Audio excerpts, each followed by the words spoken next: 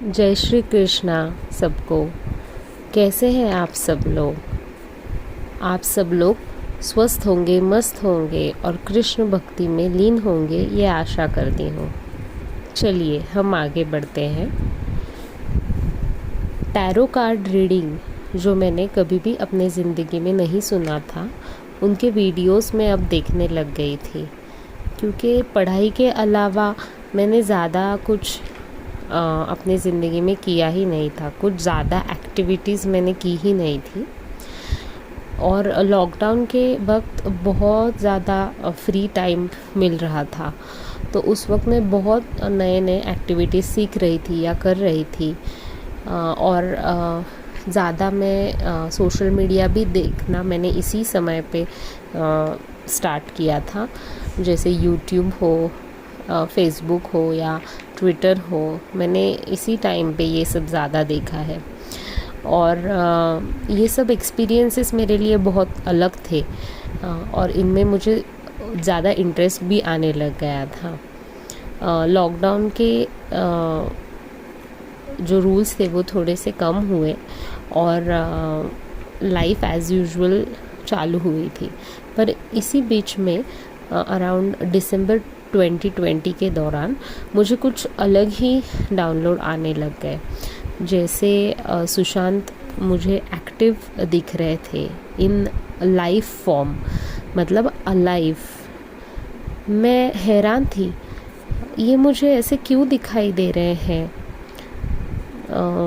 जब ये हुआ तब मैंने ये सब बातें अपने घर वालों के साथ डिस्कस की। मेरे पति और बेटी के साथ मैंने शेयर किया ये सब, तो तभी उन्होंने तो मुझे पूरी तरह से पागल समझ लिया था। उन्होंने बोला कि एक मरे हुए इंसान को तुम कैसे ज़िंदा समझ पा रही हो? हमने उनके लास्ट राइट्स देखे हैं और तुम उन्हें ज़िंदा बोल रही हो, हाउ इट इज़ पॉसिबल? मैंने उनसे कहा, ये सब मुझे नहीं पता, पर मैं उनको ज़िंदा देख पा रही हूँ। शायद वो बच गए हो। And it was the biggest download for me. वो लोग बिल्कुल भी एग्री नहीं कर रहे थे, पर मैं मेरे बात पे अड़िग थी। कौन सी ऊर्जा, कौन सी एनर्जी मुझसे ये सब बुलवा रही थी मुझे नहीं पता था, पर मैं फर्म थी और वो भी 100%। इस दौरान मैंने बहुत सारे यूट्यूब चैनल्स देखे कि कोई ये बात बोल रहा है क्या, जैसे साइकिक और हीलर्स और बहुत सारे टैरो रीडर्स, कोई अलाइव थ्योरी के बारे में बात कर रहा है क्या, या किसी को ऐसा सेम डाउनलोड जैसा मुझे आया है, मुझे दिख रहा है, वैसा किसी को दिख रहा है क्या। पर कुछ लोग इस बारे में बात कर रहे थे और कुछ लोग नहीं, पर इस चीज़ पर सभी फर्म थे कि सुशांत की एनर्जी उनको कांटेक्ट कर रही थी। इस दौरान मैं कुछ ऐसे लोगों से यूट्यूब पे मिली जिन लोगों के साथ मेरे थॉट्स रेजोनेट हो रहे थे। उनमें एक थे पूजा शर्मा टैरो रीडर, जिन्हें हम पूजा दी कहते हैं। वो आज भी सुशांत के ऊपर वीडियो बनाते हैं। और दूसरे हैं विजन्स ऑफ ट्रुथ, जो एक 24 या 25 ही वीडियोस हैं उनके, और उन्होंने भी काफ़ी इलेबरेट किया है। सभी वीडियोस उनके इंग्लिश में है, आप जाके ये देख सकते हैं, अभी भी अवेलेबल है यूट्यूब पे वो, तो आप एक बार वो चेक कीजिएगा। इन सब चीज़ों में लाइफ आगे बढ़ रही थी।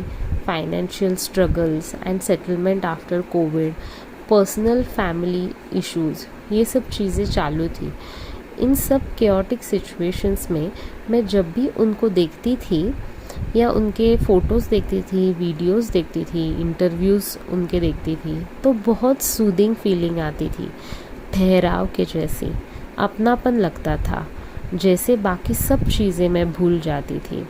पर एक बात थी, जब भी मैं उनके इंटरव्यूज़, उनके ट्वीट्स, कोट्स देखती थी, पढ़ती थी, सुनती थी, या उनके ड्रीम्स के बारे में सुनती थी, पढ़ती थी, तब मुझे ऐसा लगता था कि ये इंसान कोई आम मेंटालिटी या आईक्यू वाला नहीं है। ये एक बहुत एक्स्ट्राऑर्डिनरी इंसान है, बहुत कुछ खास है इनमें, और इसलिए उनके प्रति आकर्षण और बढ़ता गया। मैं एक साइंस स्टूडेंट होने की वजह से वो क्या बोल रहे हैं, उसका साइंटिफिक मीनिंग क्या है, और वो क्या बताना चाह रहे हैं इसमें से, वो समझने की कोशिश करती थी। और जिससे मुझे ये पता चलता था कि उनका दिमाग बहुत सारे आइडियाज़ से भरा हुआ है, जैसे कि बहुत सारे क्रिएटिव आइडियाज़, ना कि कोई डिस्ट्रक्टिव या हार्मफुल आइडियाज़, जो ऐसे आइडियाज़ कि जो समय से बहुत आगे के हैं, आगे की बात किया करते हैं, जिसे हम कह सकते हैं बियॉन्ड द टाइम आइडियाज़। और इसलिए मुझे लगता है कि this thing was very special about him.